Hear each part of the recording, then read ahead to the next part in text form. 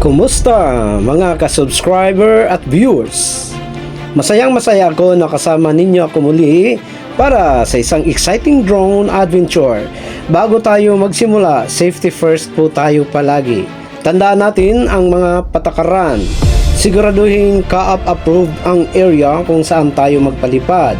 Iwasan ang mga matataong lugar at restricted areas. Check din natin ang wind speed at wind gusts. Kung sobrang lakas ng hangin, posibleng maapektuhan ang stability ng drone natin.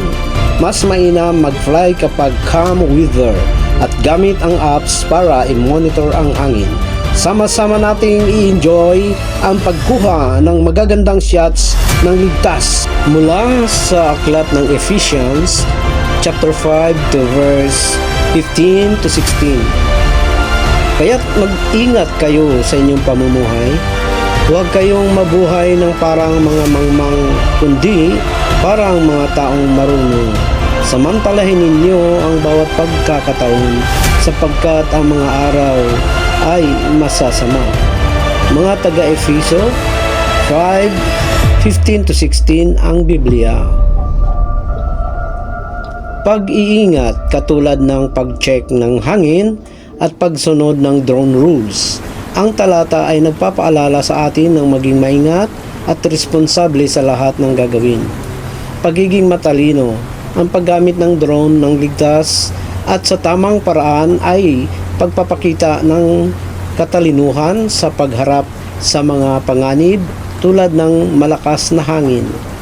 Pagsasamantala sa pagkakataon, gamitin natin ang drone para i-capture ang ganda ng kalikasan ng may respeto at pag-aalaga. Mga kaibigan, sama-sama nating i-enjoy ang pagkuha ng magagandang shots ng ligtas. Ready na ba kayo? Tara, fly tayo! Sa pag-akyat ng drone, tila ba ako'y nakasakay sa pakpak ng isang ibon. Malaya, walang gapos, at nakalutang sa pagitan ng langit at lupa. Ang malawak na abot tanaw ay nagpaparamdam ng kapanatagan. Ang mga ulap na tila bulak na hinahabi ng hangin, ang init ng araw na humahaplos sa balat, at ang mga kulay na naglalaro mula sa gintong liwanag hanggang sa mala sapphire na asul. Dito sa itaas, ang mundo ay tila humihinto. Nakikita ko ang bawat detalye ng buo, ang yapak ng kabihasnan sa mga bahay at taniman, ang himutok ng kalikasan sa mga puno at ilog, at ang walang hanggang pag-ikot ng buhay sa bawat sulok. Ang hangin ay tila bumabulong. Ito ang tunay na kalayaan. Ang makita ang mundo ng bukas palad, ng may paggalang at paghanga. Parang baon ko ang lahat ng pasanin sa lupa at sa himpapawid. Ako'y nagiging bahagi ng kalawakan. Sa paglipad paitaas, tila ba'y hinihigop ng kalangitan ang lahat ng pangamba. Ang bawat pag-ikot ng drone ay parang yakap ng hangin, malambot, mapagpalaya at puno ng pag-asa. Ang mga tanawin sa ibaba ay nagiging maliliit na laruan ng sangkalupaan, habang ang lupa ay nag-aanyong mga isla sa karagatan ng langit. Nararamdaman ko ang himala ng pagiging malaya, ang makalipad ng walang takot, makita ang mga bundok na tila mga ngipin ng lupa, at ang mga ilog na parang pilak na laso na gumagapang patungong kawalan. Ang sikat ng araw ay sumasayaw sa mga dahon ng puno, naglalaro sa mga bubong, na sumasalamin sa mga batis, isang palabas na parang isa lang sa mga matang nakatanaw mula sa itaas. Dito sa pagitan ng mga ulap at lupa, naaalala ko ang buhay ay tulad ng paglipad. Kailangang marunong sumalimbay sa hamon ng hangin, humawak sa tamang distansya, at laging mapagpakawala sa mga bagay na hindi na kayang kontrolin. Ang kalangitan ay hindi lang lugar ng mga ibon. Ito'y paalala na ang mundo ay mas malawak, mas maganda at mas puno ng posibilidad kaysa ating mga suliranin. Sa kahabaan ng Governor's Drive, ang mga sasakyan ay parang mga pulso ng buhay. Humarap sa araw-araw na laban, dala-dala ang mga pangarap, pagod at kwento ng bawat pasahero. Mga jeepney na puno ng sigla, mga kotse na tila mga metal na langaw na sumasabay sa ritmo ng trapiko, at mga truck na nanghahakot ng kabuhayan parang mga higante sa kalsada. Sa gitna ng usok at ingay, ramdam mo ang tibok ng buhay. Ang mga motorsiklong gumigitna sa pagitan ng mga sasakyan, ang mga bata sa likod ng mga bintana na nakatitig sa labas, at ang mga driver na nakikipag-unahan sa oras. Ang kalsadang ito ay parang ugat ng lungsod. Dumadaloy ang dugo ng progreso, puno ng kanya-kanyang destinasyon.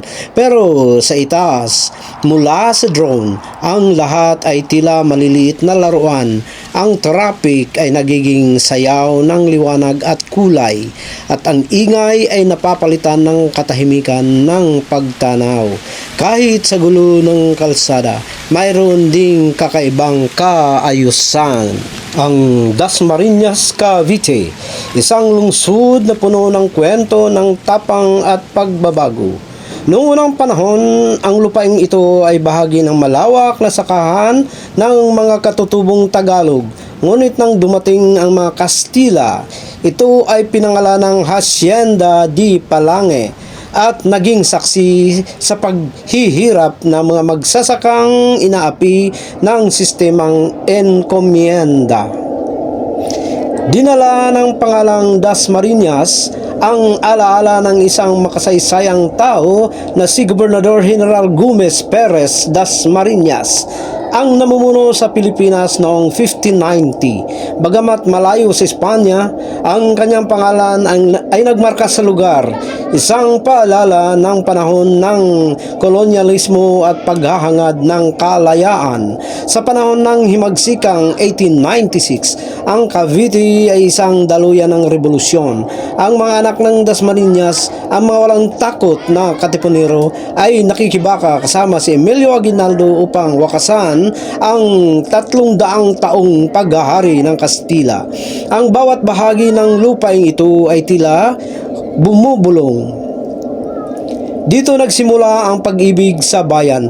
Mula sa pagiging bayang sakahan, ang Dasmariñas ay umunlad bilang University Town of Cavite, puno ng mga paaralan at industriya.